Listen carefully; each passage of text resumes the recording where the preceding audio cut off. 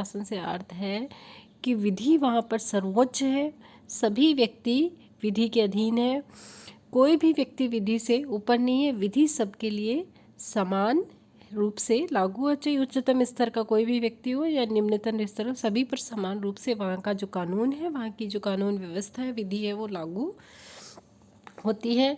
किसी भी प्रकार का कोई भेदभाव नहीं किया जाता। तो ये है विधि का शासन या रूल ऑफ लॉ। अब है विधि के शासन की विशेषताएं क्या हैं, ताकि हम इस शब्द को अच्छे से समझ पाएँ।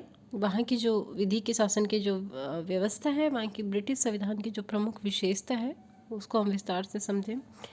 इसकी पहली जो विशेषता है वो विधि की सर्वोच्चता है। देखिए, प्रोफेसर डायसी जो है राजनीति विज्ञान, उन्होंने ब्रिटेन में विधि के शासन को संविधान का प्रमुख अंग माना है, उसकी प्रमुख विशेषता माना है, और उन्होंने इसके ऊपर काफ़ी विस्तार से लिखा भी है विधि के शासन के ऊपर। तो उन्होंने इसकी 3 प्रमुख विशेषताएं मानी है। डायसी के अनुसार यदि हम देखें तो ब्रिटिश जो विधि का शासन है उसकी 3 प्रमुख विशेषताएं हैं। पहला है विधि की सर्वोच्चता। विधि की सर्वोच्चता मतलब ब्रिटिश शासन व्यवस्था में विधि सर्वोपरि स्थान रखती है। किसी व्यक्ति अथवा सरकारी अधिकारी को यह स्थान नहीं प्रदान किया गया है, यानी वहाँ पर सर्वोच्च कौन है? विधि है। इसका तात्पर्य है कि सरकारी अधिकारियों के द्वारा मनमाने तरीके से अपनी शक्तियों का प्रयोग नहीं किया जा सकता। उन्हें विधि के द्वारा जो निर्धारित सीमाएं हैं उनके अंतर्गत रहते हुए ही अपना कार्य करना होता है। प्रशासन के सभी कार्यों के लिए आवश्यक है कि उनके किए जाने के लिए कानून द्वारा अधिकार प्राप्त किया गया हो, यानी जो लोग सरकार बनाते हैं वे लोग मनमानी नहीं कर सकते, उनको अपनी शक्ति संसद द्वारा निर्मित नियमों के अनुसार ही प्रयोग में करनी पड़ती है। यानी विधि द्वारा जो निर्धारित शक्तियां हैं, विधि द्वारा जो निर्धारित सीमाएं हैं, उनके अधीन रहते हुए ही सरकार या अन्य जो लोक सेवक या प्रशासनिक या अन्य जो सरकारी अधिकारी हैं, उन सबको विधि के अधीन रहते हुए ही अपनी शक्तियों का प्रयोग करना होता है। मनमाने तरीके से वो अपनी शक्तियों का प्रयोग नहीं कर सकते। यानी सर्वोच्च कौन है? विधि है, सब विधि के नीचे है। प्रोफेसर डायसी ने दूसरी जो प्रमुख विशेषता बताई है वो है कि सभी नागरिकों के लिए एक ही प्रकार की विधि और एक ही प्रकार के न्यायालय हैं। डायसी के अनुसार विधि के शासन का दूसरा और सबसे महत्वपूर्ण जो तात्पर्य है वो है सभी व्यक्ति चाहे उन्हें कोई भी पद या स्थिति प्राप्त हो, विधि की दृष्टि में समान है, उनके लिए एक ही प्रकार के कानून और न्याय व्यवस्था की स्थापना की गई है। प्रत्येक व्यक्ति राज्य के साधारण कानून के अधीन तथा साधारण न्यायालयों के न्याय क्षेत्र के अंतर्गत आता है। विधि के शासन की मान्यता के कारण ही ब्रिटेन में फ्रांस जैसे प्रशासनिक न्यायालय नहीं है, जिनके अंतर्गत प्रशासनिक अधिकारियों के विरुद्ध उनके द्वारा किए गए कार्यों के लिए अभियोग चलाए जा सकते हैं जो उन्हें अपने पद पर रहते हुए किए हैं। ब्रिटेन की इस कानूनी समानता पर बल देते हुए डायसी लिखते हैं कि हमारे लिए प्रधानमंत्री से लेकर एक सिपाही या कर वसूल करने वाले प्रत्येक कर्मचारी का दायित्व प्रत्येक ऐसे कार्य के लिए जो कानून के अंतर्गत मान्य न हो उतना ही है जितना किसी साधारण नागरिक का होता है। देखिए, मतलब सभी के लिए समान कानून व्यवस्था है, सभी के लिए समान न्यायिक व्यवस्था है, यानी न्यायिक क्षेत्र में किसी प्रकार का कोई भेदभाव नहीं है, समान न्यायालय है। जैसे फ्रांस का जो संविधान है वहाँ पर एक व्यवस्था की गई है कि वहाँ के जो प्रशासनिक अधिकारी हैं उनके लिए अलग से प्रशासनिक न्यायालयों की स्थापना की गई है। यानी प्रशासनिक अधिकारी के द्वारा किसी प्रकार का कोई अपराध या जो भी उनके द्वारा कार्य किए आपराधिक कार्य किए जाते हैं या किसी प्रकार की कोई गलती की जाती है तो उनके विरुद्ध जो मुकदमे होते हैं, जो सुनवाई होती है, वो अलग से प्रशासनिक न्यायालयों में चलाए जाते हैं। जबकि ब्रिटिश संविधान में किसी के लिए ऐसी कोई अलग से न्यायिक व्यवस्था नहीं है, सबके लिए समान है, समान न्यायालय छोटे से लेके बड़े तक के लिए सभी उन न्यायालयों में जा सकते हैं। तो दूसरी जो महत्वपूर्ण विशेषता हुई वो है कि सभी के लिए एक ही प्रकार की विधि है, एक ही प्रकार के न्यायालय है, कानून और न्याय व्यवस्था सबके लिए समान है। अलग से किसी के लिए किसी प्रकार की कोई व्यवस्था नहीं है। तीसरी जो महत्वपूर्ण विशेषता बताते हैं प्रोफेसर डायसी, वो बताते हैं कि विधि का शासन व्यक्ति के अधिकारों का रक्षक है। डायसी के अनुसार विधि का जो शासन है उसका तीसरा जो महत्वपूर्ण तात्पर्य है वो है विधि का जो शासन है वो नागरिक स्वतंत्रताओं का रक्षक है, न्यायालय स्वतंत्रता तथा लोगों की न्यायिक स्वतंत्रता तथा लोगों के अधिकारों का संरक्षक है। वहाँ व्यक्तियों के अधिकार और उनकी स्वतंत्रताओं की सुरक्षा इसलिए नहीं है कि भारत या अमेरिका की भांति उनकी व्यवस्था संविधान के अंतर्गत की गई है, वरन इसलिए है कि न्यायिक निर्णय उनकी रक्षा सदा से करते आए हैं। विधियां न्यायिक स्वतंत्रताओं और अधिकारों की किस प्रकार रक्षक है। देखिए, भारत और अमेरिका में लोगों के अधिकारों और उनकी स्वतंत्रताओं के लिए जब हम कोर्ट में जाते हैं तो इस आधार पर जाते हैं क्योंकि हमारे अधिकारों और हमारी स्वतंत्रताओं की रक्षा की बात जो है वो संविधान में की गई है और न्यायालय को ये अधिकार दिए गए हैं, लोगों को ये अधिकार दिए गए हैं कि वो अपनी स्वतंत्रता अधिकारों की रक्षा के लिए न्यायालय में जा सकते हैं। तो हम इस आधार पर न्यायालय में जा सकते हैं, जबकि ब्रिटिश शासन व्यवस्था में बताया कि लिखित संविधान की कोई व्यवस्था नहीं है। वहाँ का जो संविधान है वो अलिखित है, तो वहाँ परंपरा के आधार पर ही, रीति के आधार पर ही ऐसी व्यवस्था स्थापित हो गई है कि वहाँ की जो विधि है वो न्यायिक स्वतंत्रता, लोगों की स्वतंत्रता, लोगों के अधिकारों, इनकी संरक्षक है।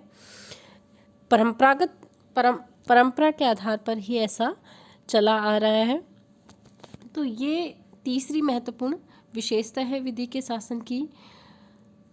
अर्थात विधि का शासन क्या है इसको आप बहुत अच्छे से समझ गए होंगे। यानी विधि का शासन ब्रिटिश संविधान की एक ऐसी महत्वपूर्ण विशेषता है जिसमें विधि को सर्वोच्चता प्रदान की गई है, सभी लोगों के लिए समान कानून व न्याय व्यवस्था है और सभी व्यक्तियों को अपने अधिकारों व स्वतंत्रता सभी व्यक्तियों के अधिकारों व स्वतंत्रता की रक्षक कौन है? विधि है। यानी विधि के अनुसार उन्हें स्वतंत्रता और अपने अधिकार प्राप्त होते हैं। तो ये है महत्वपूर्ण विधि का शासन। अब हम देख लेते हैं कि ये जो विधि का शासन है यानी ब्रिटिश संविधान की महत्वपूर्ण विशेषता है, इसकी सीमाएं क्या हैं, यानी कौन सी चीज़ें हैं या कौन सी बातें हैं जो इसे सीमाओं में बांधती हैं, वो निम्न है। देखिए, इंग्लैंड का जो संविधान है और शासन के अंतर्गत सिद्धांत और व्यवहार में अंतर पाया जाता है। विधि के शासन पर भी यही बात लागू होती है। सैद्धांतिक दृष्टि से विधि के शासन के अनुसार इंग्लैंड का प्रत्येक नागरिक कानून की दृष्टि से समान है। राजा से लेकर निर्धनतम व्यक्ति तक सभी विधि के नियंत्रण में, सभी के लिए एक ही प्रकार का कानून, एक ही प्रकार के न्यायालय हैं। किंतु यदि हम व्यवहार में देखें तो कई ऐसी बातें हैं जो इस शासन से मेल नहीं खाती, जिसके आधार पर हम डायसी का जो विचार है उससे सहमत नहीं हो सकते कि विधि का शासन सर्वोच्च है। तो वो कौन सी बातें हैं, वो कौन से अपवाद हैं जिन्हें हम विधि के शासन की सीमाएं मानते हैं और जिनके आधार पर हम ये कह सकते हैं कि ये जो डायसी ने जो कहा है कि ब्रिटिश शासन व्यवस्था में विधि सर्वोच्च है, सभी के लिए समान है, तो जो उसको सीमित करती हैं। तो इसकी पहली जो बात है, पहला जो अपवाद है वो है अधिकारियों की विवेकात्मक शक्ति। विधि के शासन की व्याख्या करते हुए डायसी ने लिखा था कि विधि का शासन इस बात के विरुद्ध है कि अधिकारियों को शक्ति के व्यापक, स्वेच्छापूर्ण या विवेकगत प्रयोग का अधिकार प्राप्त हो। लेकिन डायसी का ये जो कथन है उसके अनुसार ब्रिटेन में विधि के शासन की व्यवस्था होने के कारण अधिकारी वर्ग को कोई विवेकात्मक शक्ति नहीं होनी चाहिए। किंतु वास्तविकता तो ये है कि ब्रिटेन में वर्तमान समय में राज्य का कार्यक्षेत्र जो है वो बहुत अधिक व्यापक हो गया है और सरकारी जो अधिकारी हैं वो अपने उत्तरदायित्वों को पूरा कर सकें, इस दृष्टि से उनके विवेक के अनुसार कार्य करने की छूट देना आवश्यक हो गया है। तो वहाँ के जो प्रशासनिक अधिकारी हैं उनको विवेकात्मक शक्ति प्राप्त होने के कारण वहाँ की जो विधि के शासन की धारणा है वो कुछ हद तक सीमित होती है। देखिए, फिर से मैं समझा देती हूँ इस पॉइंट को कि डायसी ने कहा था कि विधि का शासन सर्वोच्च है। वहाँ के जो अधिकारी प्रशासनिक वर्ग है उनको कोई विवेकात्मक शक्ति प्राप्त नहीं है, वो जो है वो विधि से सीमित है और विधि के अनुसार ही कार्य करते हैं। लेकिन यदि हम व्यवहार में देखें, तो सैद्धांतिक बात है, लेकिन यदि हम व्यवहार में देखें तो वास्तव में ऐसा नहीं है। क्योंकि वर्तमान यदि हम स्थिति देखें तो वहाँ का जो राज्य है वह उसका कार्यक्षेत्र बहुत अधिक बढ़ गया है और राज्य का कार्यक्षेत्र बढ़ने के कारण वहाँ के जो सरकारी अधिकारी हैं, प्रशासनिक अधिकारी हैं, उनके उत्तरदायित्व भी बढ़ गए हैं और उनके उत्तरदायित्व और कार्य बढ़ने के कारण उन्हें बहुत से विषय ऐसे हो जाते हैं जहाँ पर उन्हें विवेकात्मक शक्ति का प्रयोग करना पड़ता है। इसलिए उनकी जो ये विवेकात्मक शक्ति है जहाँ वो इसका प्रयोग करते हैं, ये कहीं ना कहीं वहाँ की जो विधि है उसको क्या कर रही है, सीमित कर रही है। दूसरी जो सीमा है वो लोक सेवा अधिकारियों के संबंध में विशेष स्थिति। विधि के शासन का तात्पर्य है कि सामान्य व्यक्ति और लोक सेवा अधिकारी जो है उनमें किसी भी प्रकार का कोई भेदभाव नहीं होगा। यानी विधि के समक्ष सामान्य व्यक्ति से लेकर राजा, लोक सेवा अधिकारी सब समान है। किंतु यदि व्यवहार में देखें तो ऐसा नहीं है। वहाँ के जो लोक सेवा अधिकारी उनको एक सीमा तक कुछ विशेष स्थिति प्राप्त है, जिसके अनुसार किसी भी वहाँ का एक अधिनियम है जिसके अनुसार किसी भी सरकारी कर्मचारी के विरुद्ध कोई भी कार्यवाही उसके द्वारा कोई अपराध किया जाता है उसके 6 महीने के अंदर की अवधि में की जानी चाहिए, अन्यथा वह टाइम बार्ड हो जाता है।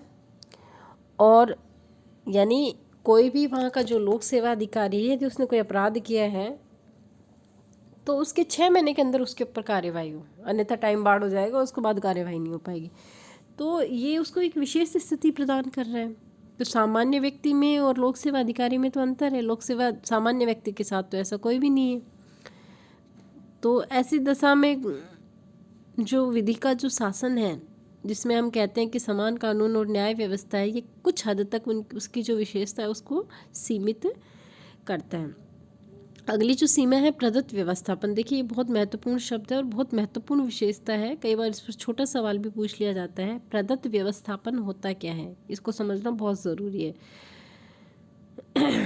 देखिए, 40 वहाँ का जो संविधान है, यदि हम वर्तमान संदर्भ में देखें तो निरंतर जैसे जैसे समय आगे निकल रहा है वैसे वैसे राज्य के जो कार्य क्षेत्र है उसका कार्य क्षेत्र बढ़ रहा है, राज्य के कार्य बढ़ रहे हैं और कार्य बढ़ने की वजह से कानून निर्माण का कार्य भी बहुत अधिक बढ़ गया है। अब कानून निर्माण का कार्य बढ़ गया है, यानी व्यवस्थापिका के ऊपर कानून निर्माण का जो है वो भार आ गया है और कानून निर्माण की जो शक्ति है उसका एक बड़ा भाग जो है कार्यपालिका को सौंपा गया है। यानी काम कौन करता है, ये कार्यपालिका करती है मुख्य रूप से व्यवस्थापिका के माध्यम से।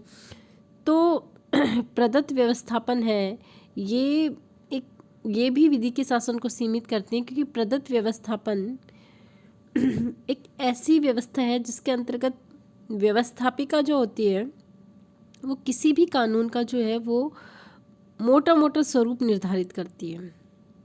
अब उससे संबंधित जो भी संक्षिप्त प्रश्न होते हैं उनकी व्याख्या करने का अधिकार किसको है, प्रशासनिक जो अधिकारी हैं वो उस कानून से रिलेटेड उसकी व्याख्या करते हैं। यानी एक सामान्य सी भाषा में हम यह देखें, यानी उन कानूनों से व्यवस्थापिका ने जो कानून बनाए हैं उनसे संबंधित जो संक्षिप्त कानून बनते हैं, उनकी व्याख्या से संबंधित जो संक्षिप्त कानून बनते हैं वो कौन बना रहा है,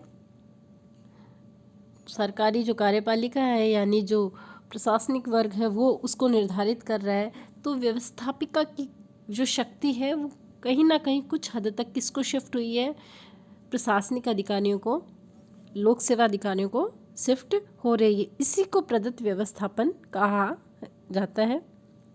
तो ये प्रदत्त व्यवस्थापन की जो व्यवस्था है वो ब्रिटिश शासन की जो विधि के शासन की जो व्यवस्था, विधि के शासन की जो विशेषता है उसको सीमित कर रही है। अगली जो सीमा है वो है प्रशासनिक नियम और न्यायालय। प्रशासनिक नियम और न्यायालय, देखिए विधि के शासन का एक पक्ष ये है कि सामान्य व्यक्ति और राज्य के पदाधिकारी दोनों के लिए एक ही प्रकार की विधि है और एक ही प्रकार के न्यायालय हैं। किंतु व्यवहार में यदि हम देखें तो वास्तव में ब्रिटेन में ऐसी बात नहीं है।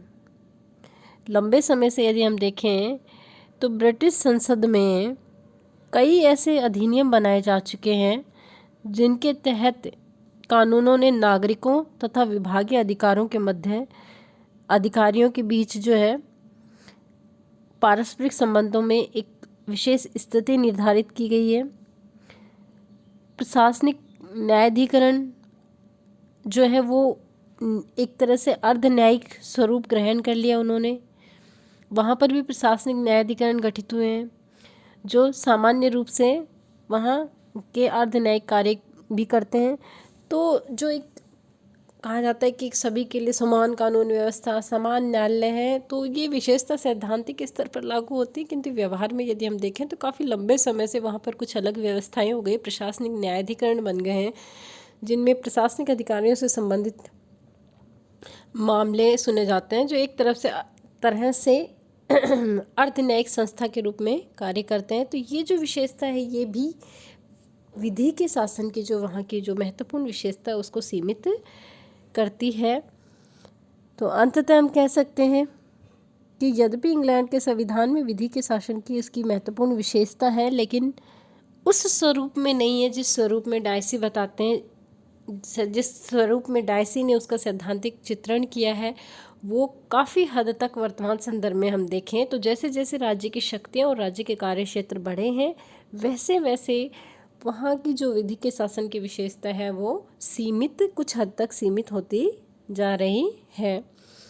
अगला हमारा जो लेक्चर है उसमें ब्रिटिश जो शासन व्यवस्था है, ब्रिटिश संविधान है, उसमें हम वहाँ की जो न्यायिक व्यवस्था है उसके संदर्भ में अध्ययन करेंगे। उसके पश्चात हमारा जो ब्रिटेन का जो संविधान है वो कंप्लीट हो जाएगा और हम अगला जो शुरू करेंगे वो हम हमारे सिलेबस में जो दिया गया है वो अगला संविधान हम पढ़ेंगे। धन्यवाद।